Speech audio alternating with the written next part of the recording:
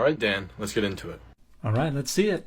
Trying to use strict binaries and strict definitions that it believes science asserts as a shoehorn to talk about where life begins. You seem to be vaguely contending the idea that life begins at conception. Of course, this means the life of an individual human being begins at conception. It's not shoehorning to say Christians agree with the testimony of science. It is 100% shoehorning because, as I demonstrated in my previous video, the question in the testimony of Scripture, the question in the testimony of the early church, and even the question in science is, when is it a person? But when you just say life begins at conception, therefore the person begins at conception, you skip over how we identify the threshold of personhood. But that is what the Scriptures are concerned about in Exodus 21 in distinguishing a fetus from a person. And that is what the early church is concerned about in their long-term debates about when ensoulment happens. Some people thought, well, it happens at conception. Some people thought it happens at the quickening. It happens when the embryo is fully formed. It happens at birth. There were debates about when the threshold of personhood was achieved. And you are not agreeing with the testimony of science because every single quote you shared there was about the process of the development of a human being. A development is a process. It is not an event. For instance, you shared the following quote: the early developing fertilized egg that is growing into another individual of the species. It has not immediately become another individual of the species. It is growing into, it is becoming through this process another individual of the species. The debate is not when life begins. That is a fallacy. The debate is when personhood begins. That is what Scripture is worried about. That is what the early church is worried about. That is even what science is worried about. That's not what you're worried about, because your concern is born of identity politics, and you are just looking for a proof text, and you are not nearly well enough informed to know how badly you are going about it. Life and human being are not necessarily coterminous. This is arbitrary. Why should I accept that they are not coterminous? Ancient debates about that question do not establish that human life does not equate to personhood. It is not even remotely arbitrary. You appealed to 3 different testimonies. In all 3 of those testimonies, it is not presupposed that the beginning of life is the beginning of personhood. 2 of those testimonies flatly reject that equation. In one of them, a minority view is that the beginning of life is the beginning of personhood. The consensus view is that the beginning of personhood happens sometime later.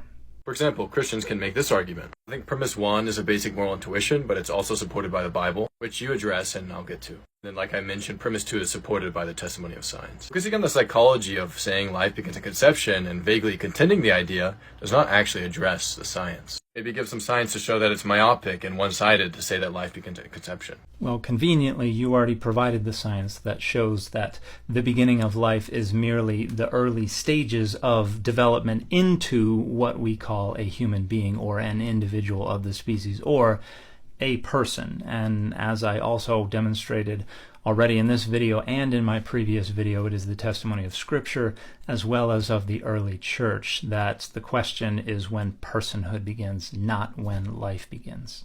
I do agree there's no explicit condemnation, but we can justifiably make that inference. Well, you're allowed to make that inference, sure, but you can't make the case that it is the most likely reading of any given passage. You can only say, I'm allowed to read it into that passage, which is precisely what you are doing.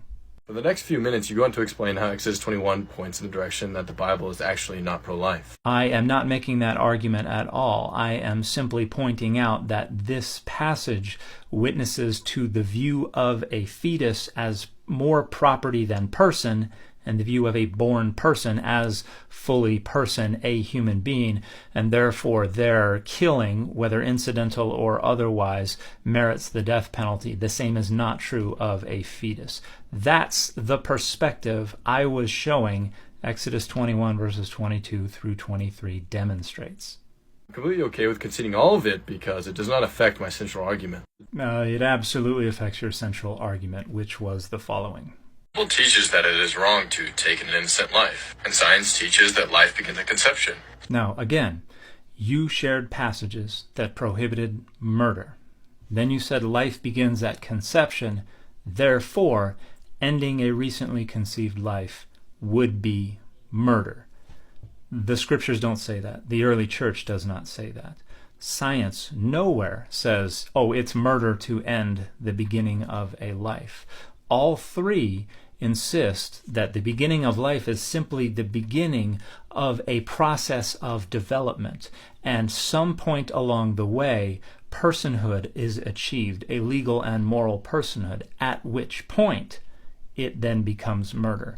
But according to Exodus, a fetus is not yet a person. According to the early church, it could be a person, it might not be a person. There were differing opinions about that, and that was heavily debated for centuries. Science doesn't really have a firm opinion. However, it is certainly not occurring at the moment of conception. Torah was judicial wisdom for Israelites. Exodus is not doing ethics. It is not a universal ethical law. So I think that would come as a shock to an awful lot of people who appeal to the Torah's moral laws as relevant even today. this takes the law of the Old Testament and places it in a moral framework for the stipulations of the New Covenant. It is not just about legality anymore. Murder is now morally wrong. This is why he goes on to say, if you even murder in your heart, you are liable to hellfire. Paul does the same thing in Romans 13. But we're still talking about murder, which requires personhood. And as I have demonstrated, there's not a single syllable of the Bible that says personhood is achieved at the moment of conception. The only reference we have is Exodus 21, verses 22 to 23, which clearly indicate that a fetus is not a person. Within the early church, we had some people who argued that personhood began at conception. But the consensus view, and the consensus view for almost 2,000 years, was primarily that it was the quickening, or it was the moment of full formation of the fetus that achieved personhood, which happens somewhere in the middle of the gestational period. Within Judaism, it primarily tended toward the end of the gestational period, towards birth. You are entirely ignoring all of that because it undermines your argument. You accuse me of rhetorical sleight of hand, yet here you are. Of course it's not murder to let someone die, but this is not comparable to abortion. When you take someone off life support, you don't intend them to pass away. It just allows the natural process, which was not begun by you, complete its course. In your case, you're advocating for the choice for the intentional ending of an innocent human life. A better analogy is they will be okay in 9 months and then you smother them. That is a laughably false analogy, and you are trying to parse apart the semantics to try to salvage a point that you cannot salvage. If somebody were in a car accident and they were on life support and they were in critical condition, but they were considered to have a good chance of recovery, and I went in and unplugged their life support machines and they died, that would be murder. Doesn't matter if I was responsible or not for the process that I was just allowing to play out. So, yes, it is a perfectly fine analogy. In our society, there are certain circumstances where certain agents who have certain relationships to others have the right to end their life. The burden to show why it's morally permissible in the cases of unborn children. I have no such burden because I am making no such argument. I am responding to your argument for where you get the idea that the God of the Bible is pro-life. I am not arguing for a pro-choice position. I am pointing out where you are going wrong with your case.